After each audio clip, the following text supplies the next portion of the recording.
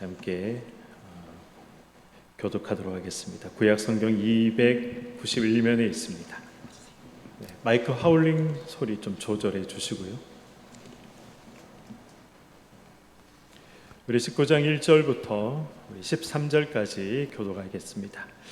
내 하나님 여호와께서 이 여러 민족을 멸절하시고 내 하나님 여호와께서 그 땅을 내게 주심으로 내가 그것을 받고 그들의 성읍과 가옥에 거주할 때에 내 하나님 여호와께서 내게 기업으로 주신 땅 가운데에서 새 성읍을 너를 위하여 구별하고 내 하나님 여호와께서 내게 기업으로 주시는 땅 전체를 세 구역으로 나누어 길을 닫고 모인 살인자를 그 성읍으로 도피하게 하라.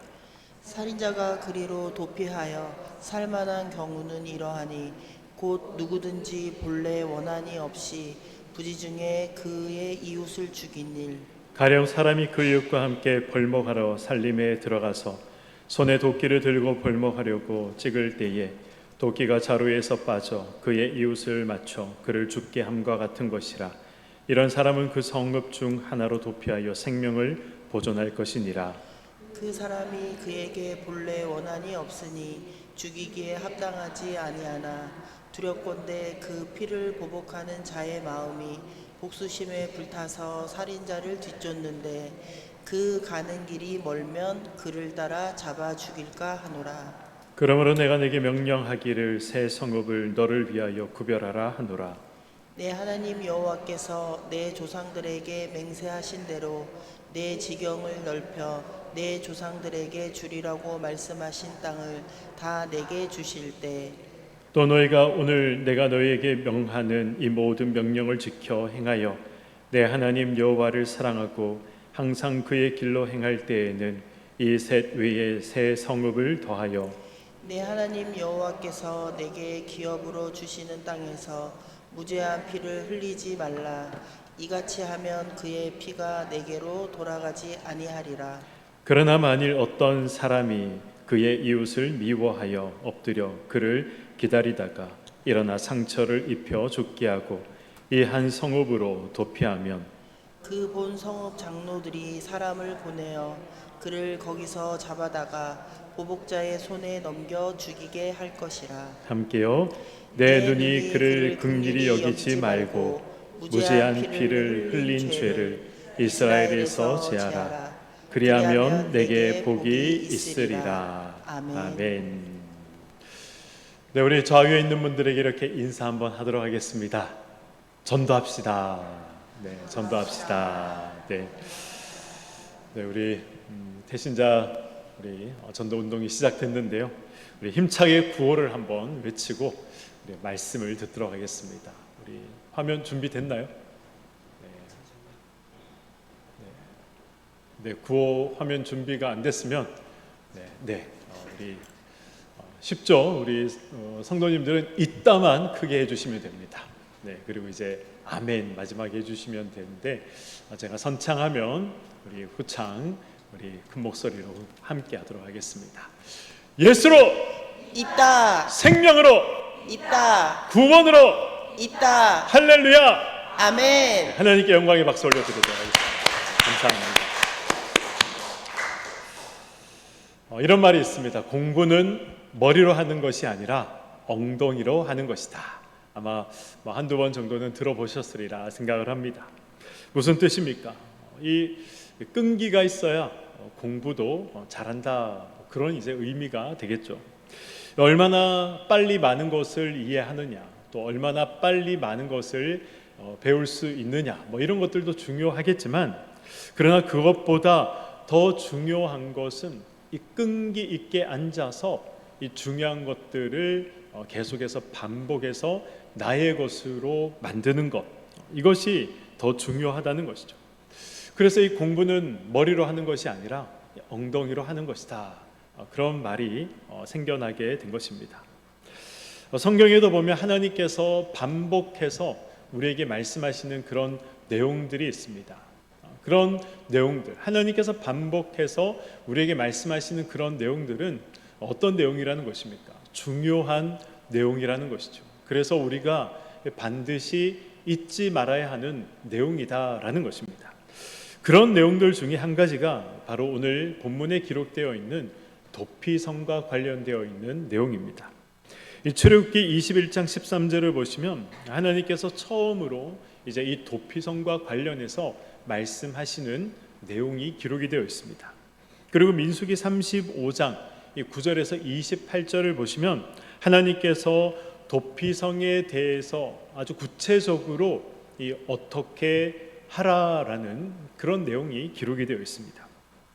도피성을 세우는 목적, 그리고 도피성을 운영하는 기본적인 이 원리들, 이러한 것들을 민수기에서 하나님께서 설명하고 계십니다. 그리고 오늘 본문에서 하나님은 모세를 통해서 바로 이 다시 도피성을 어떻게 운영할 것이고 어디에 세울 것인가에 대해서 말씀하고 있습니다. 신명기 4장을 보시면 모세가 요단 동편에 세 곳의 도피성을 세웠다라는 그러한 기록이 있습니다. 그리고 가나안 땅에 들어가게 되면 또 나머지 세 곳, 그러니까 요단 동편의 세 곳, 그리고 요단을 넘어와서 가나안 땅에서 또 이 도피성 세 곳을 세워라라고 기록이 되어 있죠. 하나님께서 이렇게 반복하시면서 이 도피성을 세우게 하신 이유가 무엇입니까? 도대체 도피성이라는 것이 무엇이기 때문에, 그것이 뭐가 그리 중요한 것이기 때문에 하나님께서는 이렇게 반복하여서 도피성을 말씀하고 계시는 것입니까? 도피성은 이 실수로 사람을 죽인 사람을 보호하기 위한 그러한 성이 바로 도피성입니다. 이 당시에는 사법 제도가 그렇게 완벽하게 이루어져 있지 않았습니다. 이 국가의 사법 시스템이 완벽하게 또 작동하는 그런 시기가 아니었습니다. 그래서 이 살인이 일어나게 되면 어떻게 됩니까? 이 부족이 서로 원수를 갚게 되거나 아니면 개인이 원수를 갚게 되는 그런 일들이 비일비재하게 일어났던 것이죠. 그래서 이 정당한 재판이 이루어지기도 전에, 정당한 재판을 받기도 전에 이 개인적인 복수가 난무했던 것이 바로 이 모세가 살던, 이 모세 오경이 기록되던 당시의 시대의 모습이었습니다. 특히 이 고의가 아닌 이 실수로 인해서, 실수 때문에 살인을 저질렀을 때 이 감정적으로 이 무제한적인 보복을 가하는 그러한 일들이 많이 일어났던 것이죠. 우리가 잘 알고 있는 것처럼 이 세겜의 여인들을 구경하기 위해서 나갔던 이 디나가 어떻게 됐습니까? 이 세겜에게 이 강간을 당하지 않습니까? 그리고 이 소식을 이것을 알게 된 시므온과 레위가 어떻게 합니까? 세겜과 그리고 세겜의 모든 남자들을 다 죽이지 않습니까? 이 사실 물론 세겜이 잘못했죠. 세겜이 먼저 잘못한 것이지만 그러나 그 죄의 이 크기에 비해서 이 레위와 시므온이 너무나도 큰 이 보복을 이 세겜에게 하게 되는 것을 창세기에도 기록이 되어 있습니다. 이 무제한적인 보복의 대표적인 사례가 바로 이 디나의 사건에서 성경에 기록이 되어 있는 것이죠. 이런 경우를 대비해서 하나님께서 바로 이 도피성으로 피하게 하셔서 이 정당한 재판 절차를 밟아서 일을 처리하도록 하셨던 것입니다. 도피성 제도는 하나님께서 하나님의 백성에게 은혜를 베푸셨던 그러한 중요한 한 가지 방법이었던 것이죠. 이것이 오늘 우리에게 큰 은혜가 되는 것입니다. 이제 오늘 본문 말씀을 중심으로 이 도피성 제도가 우리에게 과연 어떤 은혜가 되는 것인가? 구약에 있었던 도피성 제도가 오늘을 살아가는 우리에게 과연 어떻게 적용할 수 있는 것이고 그것이 나에게 어떤 은혜로 다가오는 것인가? 오늘 말씀을 통해 함께 살펴보도록 하겠습니다. 하나님께서 처음 도피성을 언급하신 것은 이 시내 광야의 이스라엘 백성들이 있을 때였습니다. 광야에서 도피성을 말씀하신다, 사실 이상하지 않습니까? 저도 말씀을 준비하면서 하나님께서 도피성을 언제 가장 먼저 말씀하셨는가? 그들이 출애굽에서 광야 생활을 할 때 시내 광야에서 하나님께서 도피성을 먼저 말씀하셨습니다. 그들은 지금 광야를 떠돌고 있었습니다. 나라가 없었습니다. 나라가 없는 민족이었습니다. 그래서 당연히 성을 만들 수 있는 그런 환경이 되지 않았던 것이죠. 그럼에도 불구하고 하나님께서 지금 도피성을 이야기하고 계십니다. 도피성을 만들어라 라고 말씀하고 계신 것이죠. 이유가 무엇입니까? 이 가나안 땅에 들어갔을 때 이스라엘 백성들이 겪게 될 이 공경에 대해서 하나님께서 미리 아셨기 때문에 그렇습니다. 그들이 가나안 땅에 들어간다면, 그래서 그곳에 정착해서 살고 있을 때 이런 어려움들이 있을 것이다 라는 것을 하나님께서 너무나도 잘 아셨기 때문에 미리 그것을 하나님께서 아시고 그래서 도피성을 예비하도록 하셨던 것입니다. 하나님께서는 하나님의 백성들의 어려움, 하나님의 백성들의 공경을 미리 아시는 분이시죠. 우리가 겪게 될 인생의 위기를 하나님께서는 미리 다 알고 계십니다. 그뿐만 아니죠. 하나님께서는 하나님의 백성들이 겪게 될 어려움들, 공경들, 그러한 상황 속에서 피할 길을 하나님께서는 예비하시고 준비하시는 분이십니다. 우리가 인생의 위기를 피할 길을 하나님께서 미리 예비해 놓으셨다. 그것이 바로 이 도피성 제도를 통해서 우리가 확인할 수 있는 중요한 내용 중에 하나인 것이죠. 사무엘상 23장 19절 이하를 보시면 다윗이 사울 왕에게 이 쫓기는 이야기가 기록이 되어 있습니다. 다윗이 사울을 피해서 이 십광야 하길라산 숲풀 이 요새에 이 다윗이 숨어 있을 때 사울이 다윗을 잡으러 옵니다. 이 십 사람들이 사울 왕에게 다윗이 이 하길라 숲에 숨어 있습니다라고 이 사울에게 이야기를 하죠. 그래서 사울이 군대를 이끌고 다윗을 잡으러 왔습니다. 그리고 이 소식을 들은 다윗은 마온 황무지로 도망가게 됩니다. 사울 역시 그를 잡기 위해서 그곳까지 쫓아갔습니다. 이제 더 이상 다윗은 도망갈 길이 없었습니다. 꼼짝없이 사울에게 잡혀 죽게 되는 그런 상황이 있었던 것이죠. 그런데 어떻게 합니까? 하나님께서 블레셋을 이용하시죠. 하나님께서 이 블레셋이 침공하도록 하셔서 이 사울에게 이 블레셋이 침공했다는 소식을 듣게 하시고 다시 군대를 물려 이 블레셋을 막도록 하나님께서 사울을 다시 돌려보내시는 그런 기록이 있습니다. 이 사울 왕은 어쩔 수 없이 발길을 돌려야 했던 것이죠.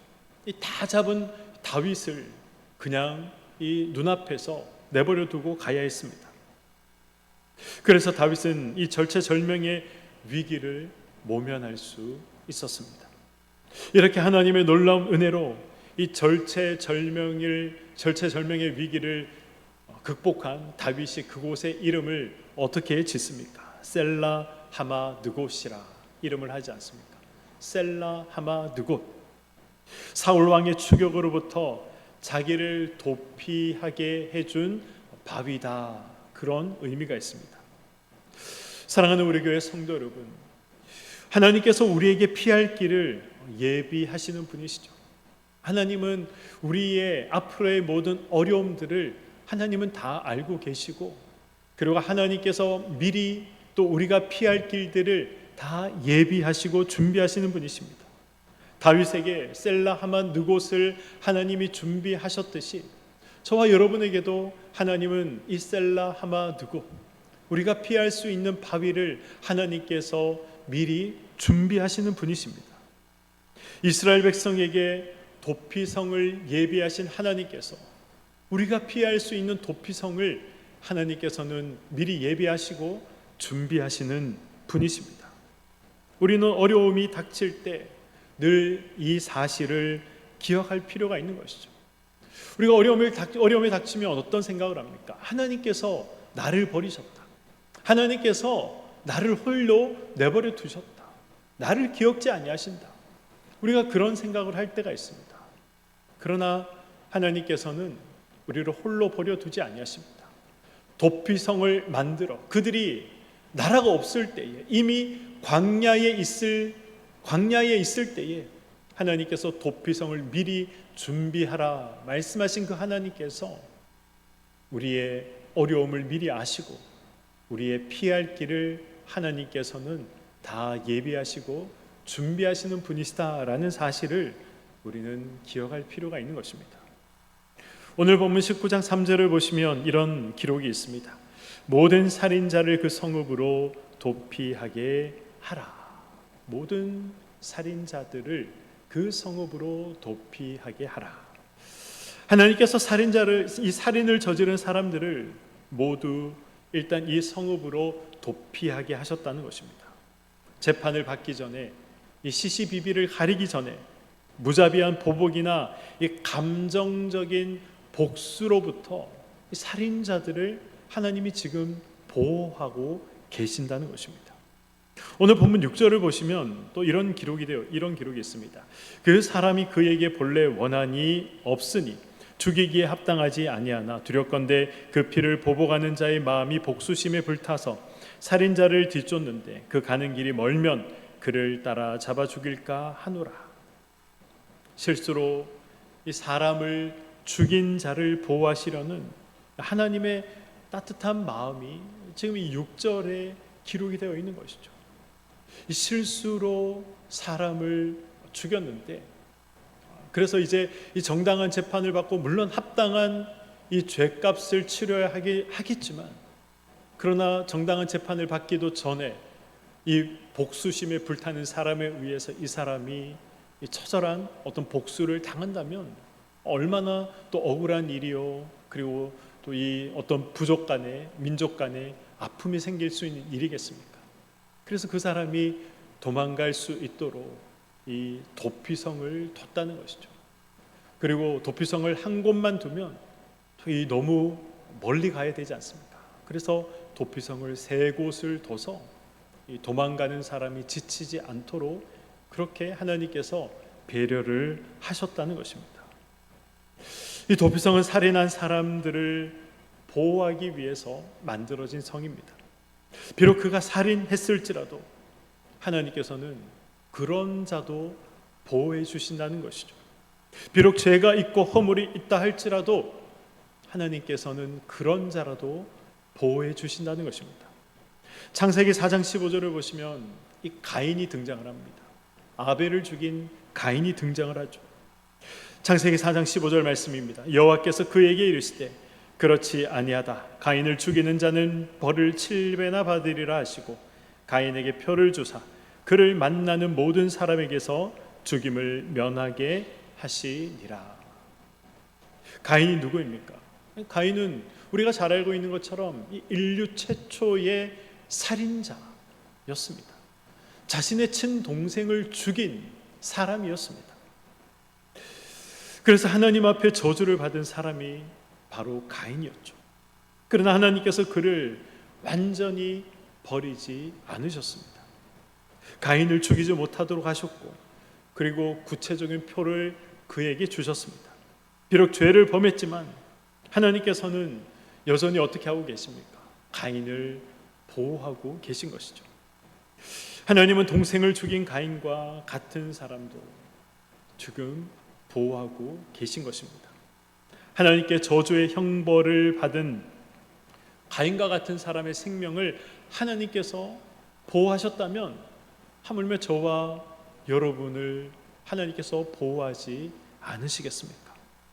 예수 그리스도 안에 있는 구원받은 저와 여러분은 하나님께서 반드시 지키시고 반드시 기억하시고 반드시 보호하시는 것입니다. 하나님께서는 하나님의 백성을 보호하시는 이런 특별한 이 계획과 또 프로그램을 가동시키고 계신 것이죠. 악한 원수 마귀가 공격하지 못하도록 우리를 영적으로 보호하십니다. 이 세상에 거친 풍파가 우리를 해치지 못하도록 우리를 보호해 주시는 것입니다. 사랑하는 성도 여러분, 우리 하나님께서, 우리 아버지께서 저와 여러분을 매 순간 지키시고 보호하십니다. 시편의 말씀처럼, 그리고 또 우리가 자주 노래하며 찬양하는 가사처럼 낮의 해와 밤의 달도 우리를 상치 못하도록 지키시는 것입니다. 이 점을 우리가 기억하고 이 사실을 우리가 믿고 우리의 삶의 자리에서, 또 삶의 현장에서 담대한 마음을 가지시고 살아가시기를 소망합니다. 도피성에 피해 있던 사람들은 언제까지 그 도피성에 머물러 있어야 했습니까? 민수기 35장 25절을 보시면 대제사장이 죽게 되면 이 도피성에 피해 있던 사람들에게 이제 사면령이 내려지게 됩니다. 그러면 그때 이제 도피성을 나갈 수가 있었습니다. 사면령이 내려지면 도피성에 있던 사람들이 이제 자기 집으로 돌아갈 수 있었던 것이죠. 그리고 이제 새로운 삶을 시작할 수 있었습니다. 하나님은 큰 죄를 범했던 사람들, 이 실수를 저질렀던 사람들, 그리고 실패를 맛보았던 사람들, 그들을 하나님께서 그대로 버려두지 아니하시고 새롭게 시작할 수 있도록, 다시 시작할 수 있는 이 은혜를 그들에게 허락하셨던 것입니다. 인생을 살다 보면 우리가 실수할 때가 있죠. 인생을 살다가 보면 우리가 큰 실패를 할 때가 있습니다. 그래서 그동안 쌓아놓았던 모든 것들을 하루아침에 우리가 다 날려버릴 때가 있습니다. 절망 가운데 모든 것을 포기하고 싶을 때가 우리에게 찾아올 때가 있습니다. 그러나 하나님께서는 하나님의 백성들을 그 자리에 그대로 머물러 있도록 하시는 분이 아니다라는 것을 오늘 도피성을 통해서 우리에게 말씀하고 있는 것이죠. 하나님께서는 실수의 자리, 실패의 자리, 절망의 자리에 우리를 그대로 내버려 두는 것이 아니라 다시 일어서 새롭게 시작할 수 있도록 우리의 삶을 인도하시는 분이십니다. 다시 시작하게 하시는 그 하나님을 바라보시기 소망합니다. 다시 시작하게 하시는 하나님의 은혜가, 우리가 그 하나님을 바라볼 때 우리에게, 우리 삶에 그 은혜가 임하는 것입니다. 오늘 말씀을 정리하도록 하겠습니다. 도피성은 하나님의 은혜를 나타내는 그런 장소입니다. 도피성은 하나님의 은혜의 선물과도 같은 것입니다. 눈에 보이는 도피성은 지금은 이제 더 이상 존재하지 않지만 여전히 영적인 도피성은 존재하고 있습니다. 이 도피성은 세상에서 실수한 사람들, 큰 실패를 맛본 사람들, 그래서 절망 중에 있는 사람들을 위해서 준비되어 있는 도피성입니다. 하나님을 믿는 우리를 위해 준비되어 있는 특별한 은혜의 장소입니다. 비록 눈에 보이는 도피성은 존재하지 않지만, 그러나 더욱 강력한 도피성을 하나님께서 우리에게, 저와 여러분에게 허락하셨습니다. 그 도피성이 어디입니까? 그 도피성이 바로 예수 그리스도인 것이죠. 예수 그리스도 안에 있으면 더 이상 어떤 세력도 우리를 해할 수 없는 것입니다. 예수 그리스도 안에 있으면 우리가 새롭게 시작할 수 있는 것이죠.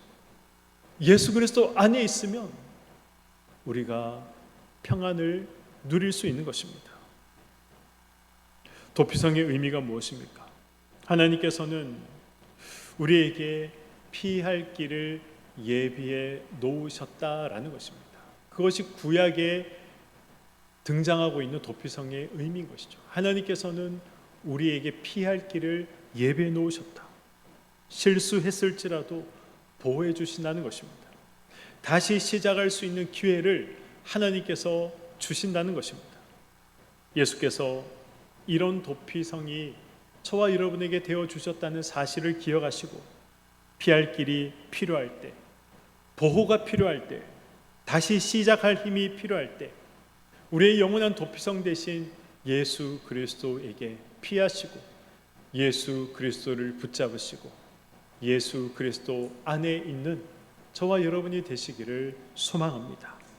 그래서 예수께서 주시는 은혜와 예수께서 주시는 힘으로 다시 일어나 우리에게 맡겨진 모든 일들을 감당할 수 있는 저와 여러분의 삶이 되시기를, 우리 교회가 되기를 주님의 이름으로 간절히 축원드립니다. 아멘.